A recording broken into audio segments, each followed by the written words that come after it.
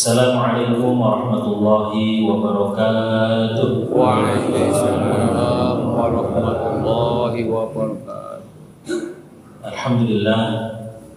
Alhamdulillah nahmaduhu wa nasta'inuhu wa nastaghfiruh wa na'udzu billahi min shururi anfusina wa min sayyiati a'malina. May yahdihillahu fala mudilla lahu wa may yudlil fala hadiya lahu. Asyhadu an la ilaha illallah wahdahu la syarika lah wa asyhadu anna Muhammadan 'abduhu wa rasuluhu alladzi la nabiyya ba'dah. Allahumma shalli wa sallim ala sayyidina Muhammadin wa ala alihi wa sahbihi wa man tabi'ahum bi ihsanin ila yaumiddin, amma ba'd. Fa ya ibadallah usina wa iyyakum bi taqwallah wa bazil taqun. Qala ta'ala a'udzu billahi minasyaitonir rajim. Ya ayyuhalladzina amanu taqullaha haqqa tuqatih wa la tamutunna illa wa antum muslimun.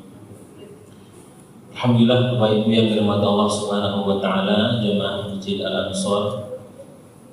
Di kesempatan ini Allah Subhanahu wa taala memberikan anugerah yang luar biasa, anugerah yang masih terhujam pada diri kita, terutama anugerah yang paling agung berupa anugerah keimanan dan keislaman, demikian juga kesehatan dan kesempatan, sehingga Allah Subhanahu wa taala mampukan kita untuk memenuhi salah satu di antara panggilannya, melaksanakan sholat maghrib dilaksanakan dengan berjamaah.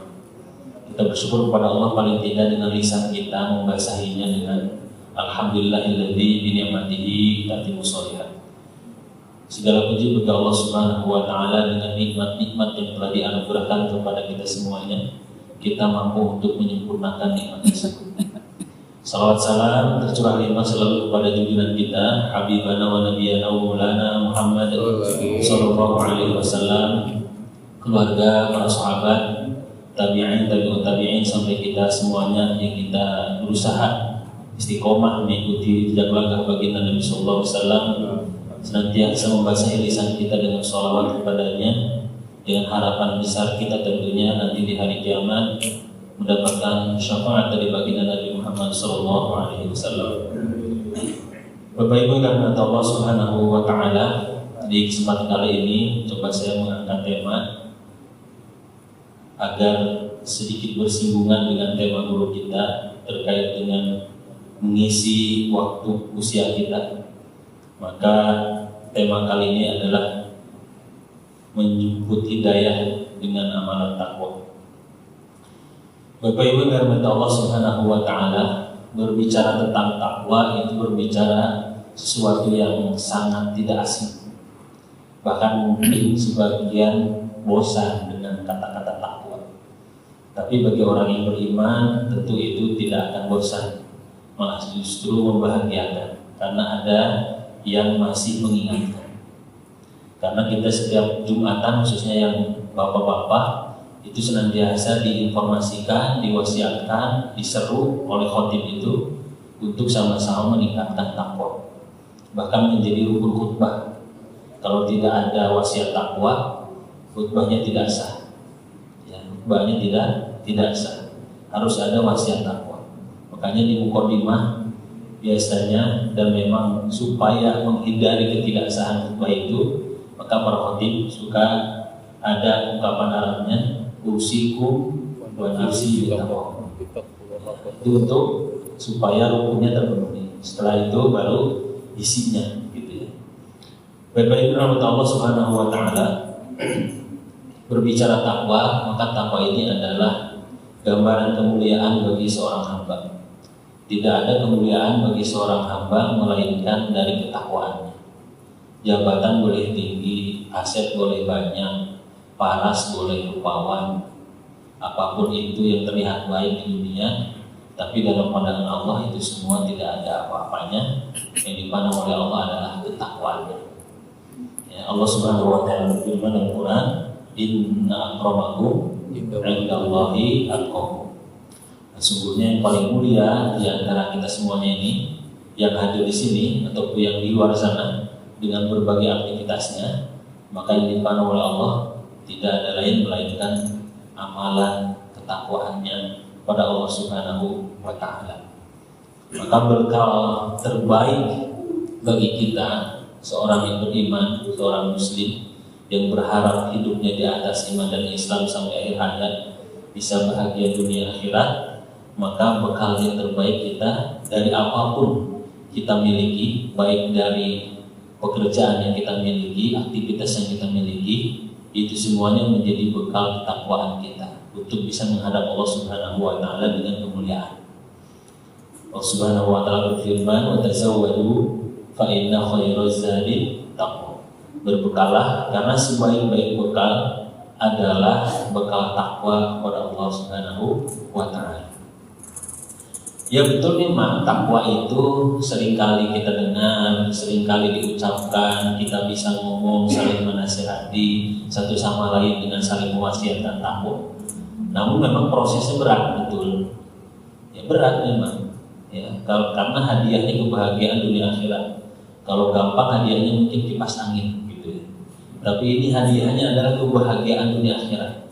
Hadiahnya surga. Maka prosesnya penuh dengan onak dan duri. Lika-liku perjuangannya, maka itu amalan takwa. Tapi tidak perlu khawatir, karena kesusah payahan kita di dunia itu akan dibalas dengan beratnya timbangan dan kebahagiaan di akhirat.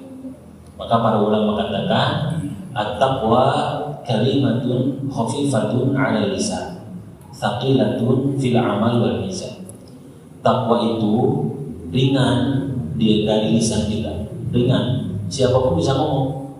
Hatta mungkin orang yang di pinggiran jalan yang gak jelas asal usulnya bisa ngomong takwa, gampang, ya ngomong takwa itu gampang. Tapi memang prosesnya perlu perjuangan. Thaqilatun bil amal, prosesnya perlu perjuangan. Sederhananya kita dari rumah ke sini aja perlu proses, ya. Apalagi mohon maaf bagi orang tua saya di sini yang dimana sudah diberikan berbagai berkah ya di berbagai ujian, misalnya dengan kaki yang sudah tidak seperti muda lagi, kondisi kesehatan yang tidak prima, tapi dipaksakan untuk hadir, kan itu perjuangan. Itu perjuangan dan tidak semua orang dimampukan seperti itu. Itu takwa begitu, memang ada prosesnya, berat memang. Ya tapi gak usah khawatir, karena apa? Thaqilatun fil mizan. Nanti di timbangan Allah Subhanahu wa Ta'ala itu yang menjadi pemberat, itu yang akan menjadi sesuatu yang kita temukan nanti sebagai bentuk keselamatan kita di akhirat. Maka kita bertakwa semaksimal yang kita bisa, dengan apapun profesi kita, dengan apapun aktivitas kita, kita maksimalkan takwa. Karena takwa itu tidak hanya di masjid saja. Jangan sampai persepsi kita namanya takwa itu di masjid saja, tidak. Takwa itu di mana? Takwa itu di mana? Ya, aina ma kuntum. Dimanapun kita berada harus ada nilai takwa. Dimanapun, di masjid sudah jelas ya, di masjid. Karena kalau berbicara itu di masjid pun orang maksiat banyak ada. Kan sering sekarang lagi musimnya medsos gitu ya, viral-viral di masjid bikin maksiat. Ya, ada ya, ada. Masjid pun dipakai maksiat. Maka dimanapun tempat kita takwa kepada Allah Subhanahu wa Ta'ala dengan semaksimal yang kita bisa. Yang punya pekerjaan, takwa dengan pekerjaan. Yang sudah pensiun, posisikan untuk bisa bertakwa kepada Allah. Apapun profesi, bisnis, dagang dan lain sebagainya. Fattaqullaha mastata'tum. Bertakwalah kepada Allah dengan semaksimal yang bisa. Maksimal. Dia bukan sebisanya, tapi maksimal.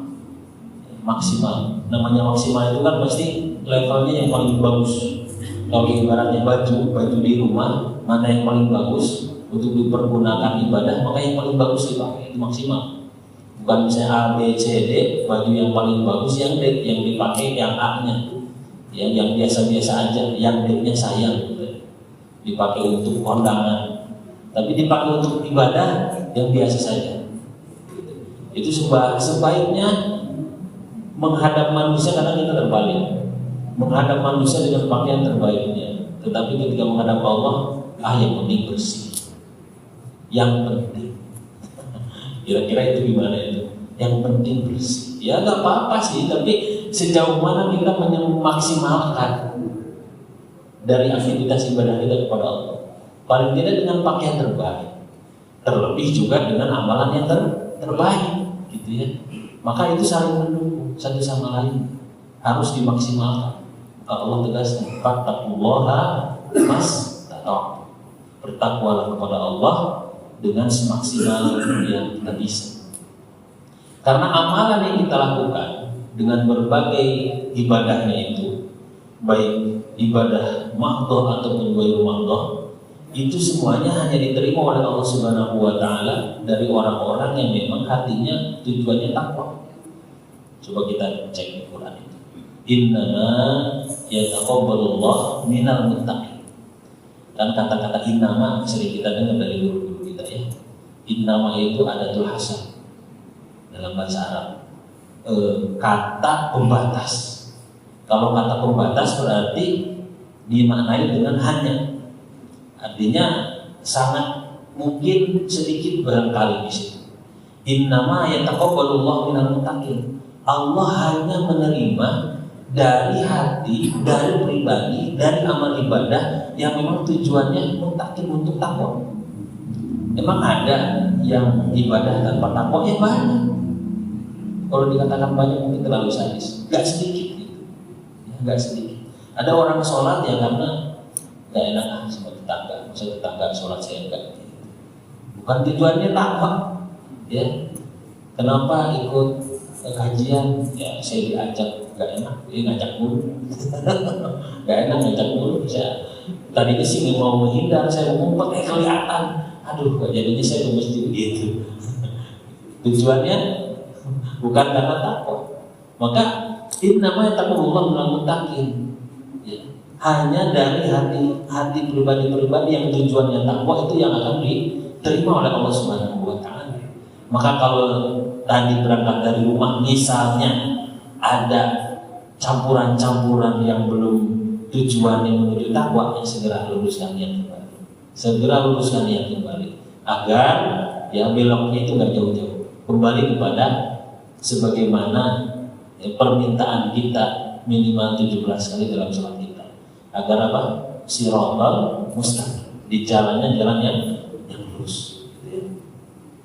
Bagi Allah Subhanahu wa taala, bahkan sebagai contoh, jadi hanya Allah menerima dari orang-orang yang tujuannya takwa. Belum lama kita mengamalkan atau belum lama kita melaksanakan ibadah kurban, ya.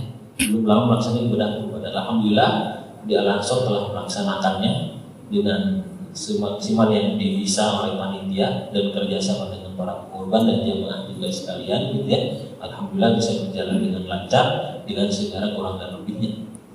Dan dari kurban itu pun dicontohkan oleh Allah Subhanahu wa taala disebutkan dalam Quran.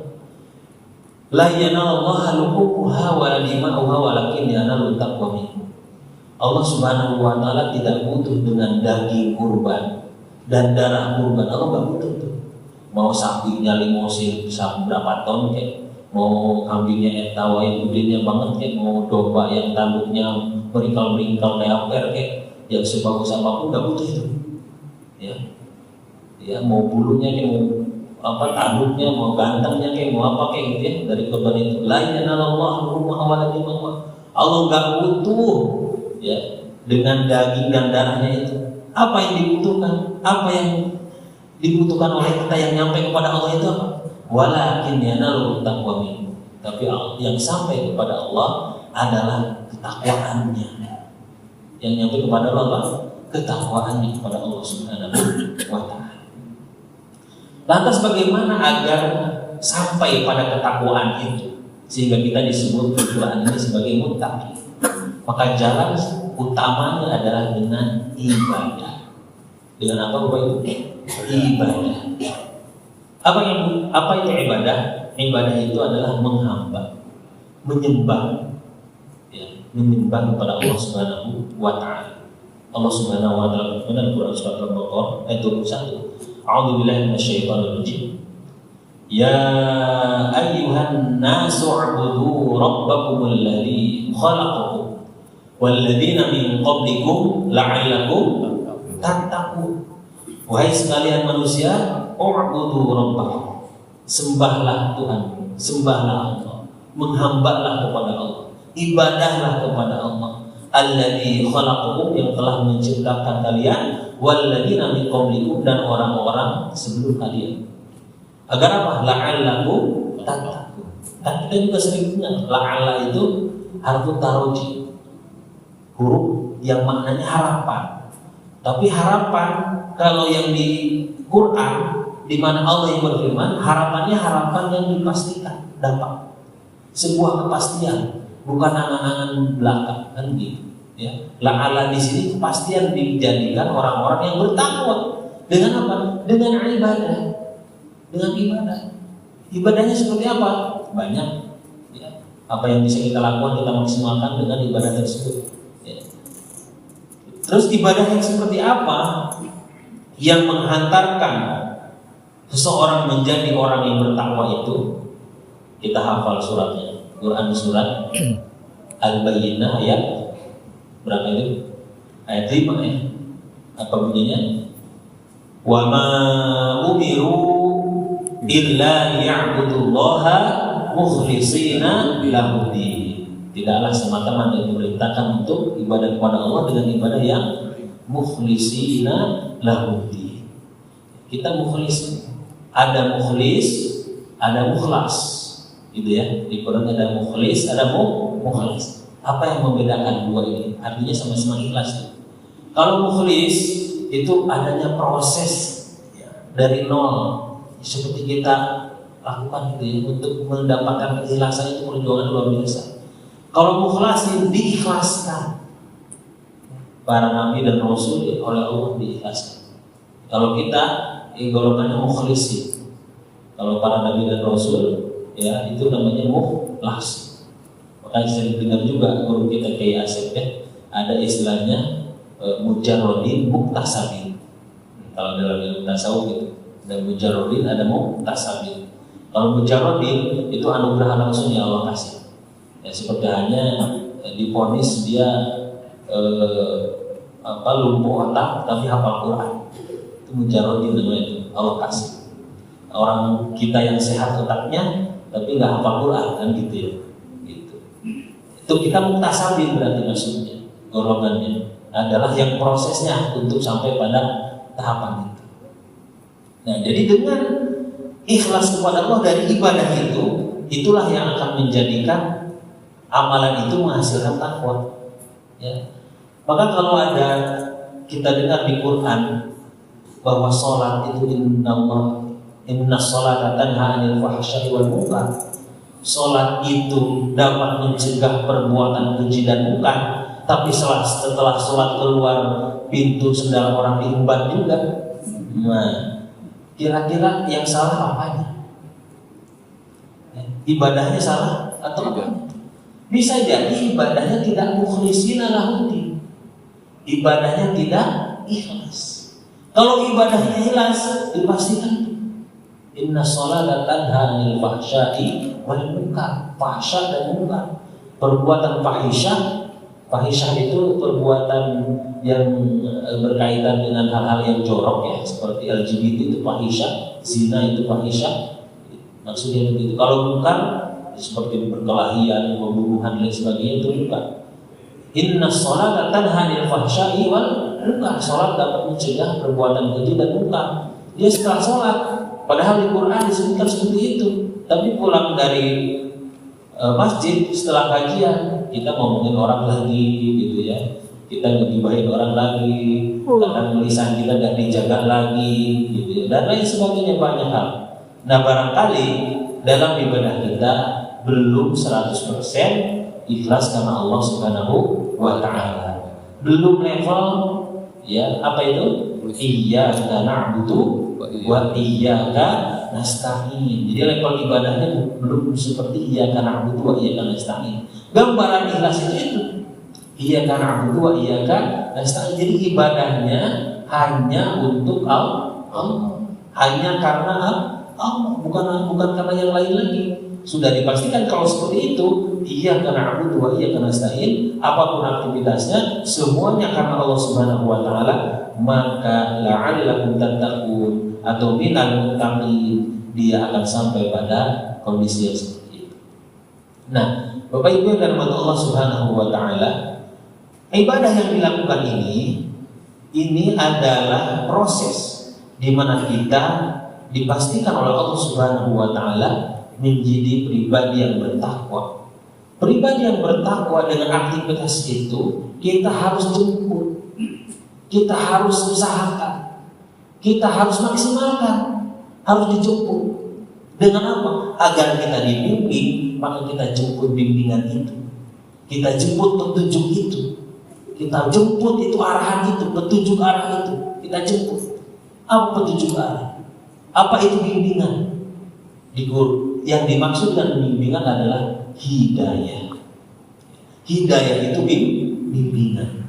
Hidayah itu petunjuk. Kalau ibaratnya kita biar gak tersesat sekarang kan gampang ya. Kalau mau ke daerah mana, satu tempat, kita tinggal buka HP, klik Google Map, alamatnya mana, klik alamat, klik Mekah Al-Mukarramah, ceklek, langsung tuh ada tuh jalannya tuh diarahin. Mau pakai jalan kaki, mau pakai motor, pakai mobil, pakai pesawat, diarahin semua tuh, nggak bakal bisa nyampe itu, gitu ya. Itu di dunia saja arahnya sampai seperti itu.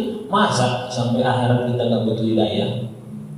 Ya, sedangkan perjalanannya lebih panjang dari perjalanan di dunia, lebih lama.